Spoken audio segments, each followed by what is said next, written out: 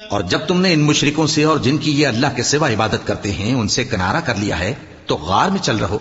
तुम्हारा परवरदिगार तुम्हारे लिए अपनी रहमत वसी कर देगा और तुम्हारे कामों में आसानी के सामान मुहैया करेगा। और जब सूरज निकले तो तुम देखो कि धूप उनके गार से दाहिनी तरफ सिमट जाए और जब गुरूब हो तो उनसे बाईं तरफ कतरा जाए और वो उस गार के कुशादा हिस्से में थे।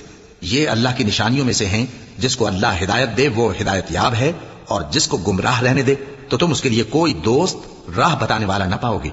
और तुम उनके मुताल्लिक ख्याल करो कि वो जाग रहे हैं हालांकि वो सोते हैं, और हम उनको दाईं और बाईं करवट बदलाते थे और उनका कुत्ता चौखट पर दोनों हाथ फैलाए हुए था।